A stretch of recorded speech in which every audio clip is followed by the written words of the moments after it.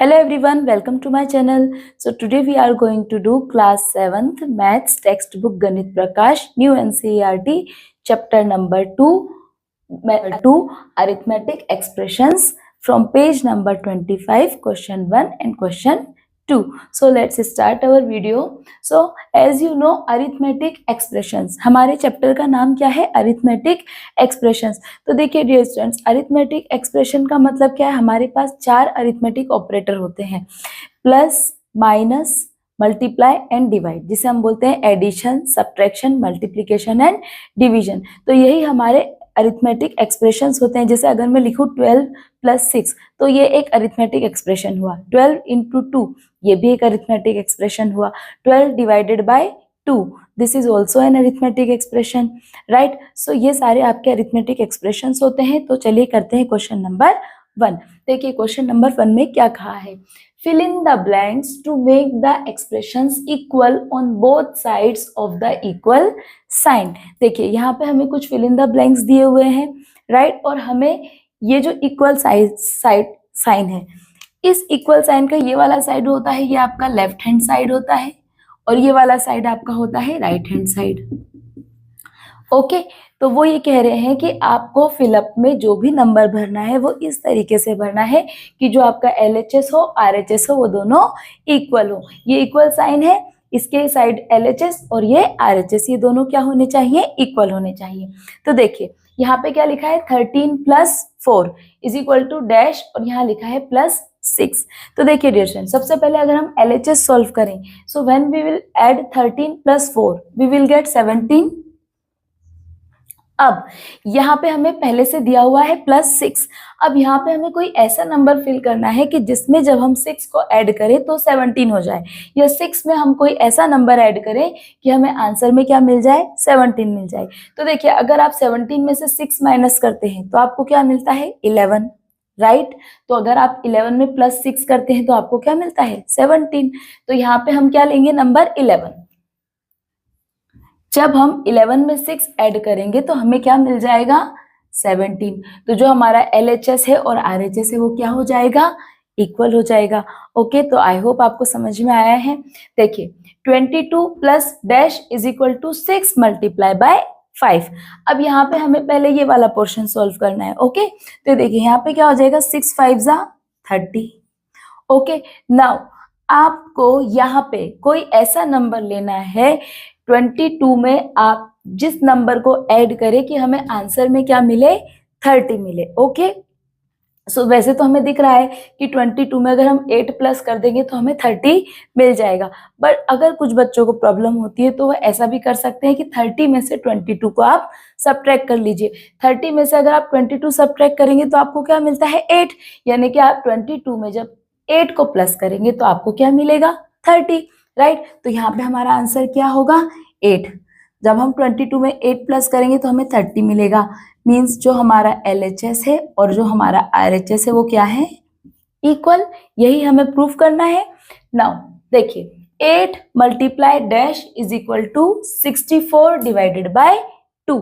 अब सबसे पहले हमें क्या करना है 64 को 2 से डिवाइड करना है. तो देखिए 2 3 जा 6 2 2 जा 4, हमें क्या मिल रहा है 32.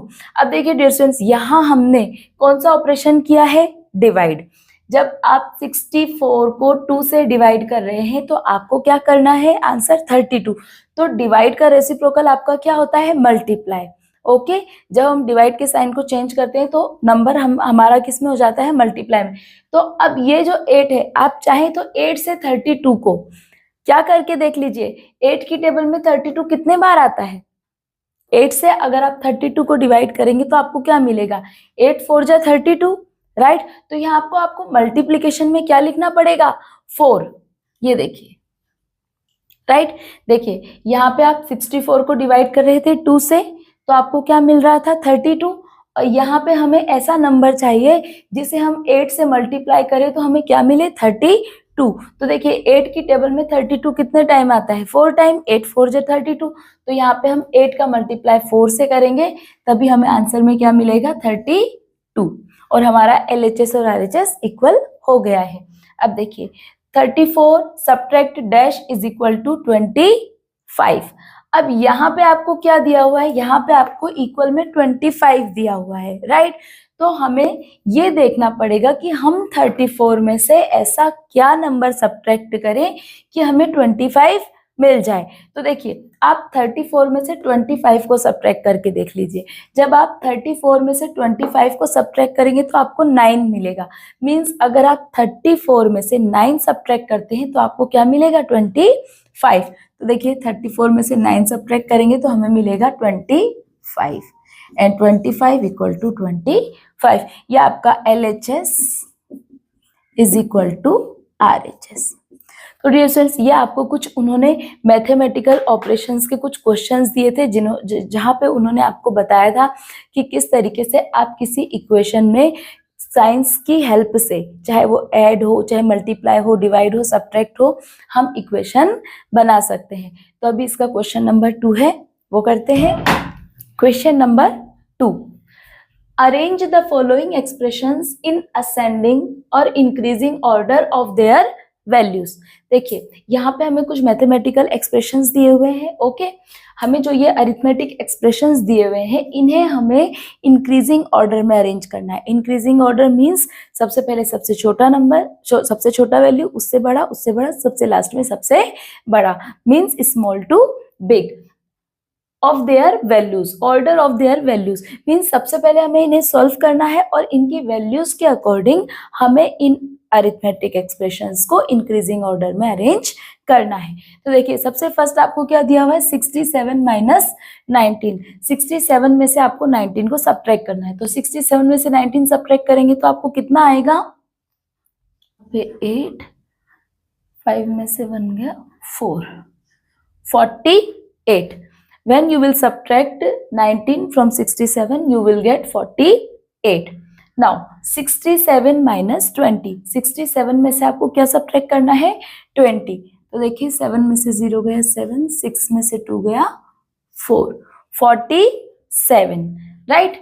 अब देखिए 35 plus 25, you have to add. 35 में हमें कितना ऐड करना है, 25, 60. What we will get, 60. Now 5 multiply by 11, so 5 11s are 55, and then 120 divided by 3. 120 को हमें 3 से डिवाइड करना है। तो जब हम 120 को 3 से डिवाइड करेंगे then 3 4 are 12, 0 का 0, we will get 40. तो देखिए सबसे स्मॉल वैल्यू कौन सी है हमारी, सबसे स्मॉल वैल्यू हमारी है 40, उसके बाद 47, then 48, 55 and then 60। तो अब हमें इन एक्सप्रेशंस को इंक्रीजिंग ऑर्डर में अरेंज करना है। तो इस हिसाब से सबसे पहले हमारा क्या आ जाएगा, E 120 divided by 3, and then हमारा आएगा B 67 minus 20, and then A 67 minus 19, and then D 5 into 11, and then C 35 plus 25। तो आई होप डियर स्टूडेंट्स आपको क्वेश्चन नंबर 2 अच्छे से समझ में आया होगा। तो आज की हमारी वीडियो में हमने चैप्टर नंबर 2 से question number 1 and question number 2 solve किया है। नेक्स्ट क्वेश्चंस के लिए मिलेंगे नेक्स्ट वीडियो में।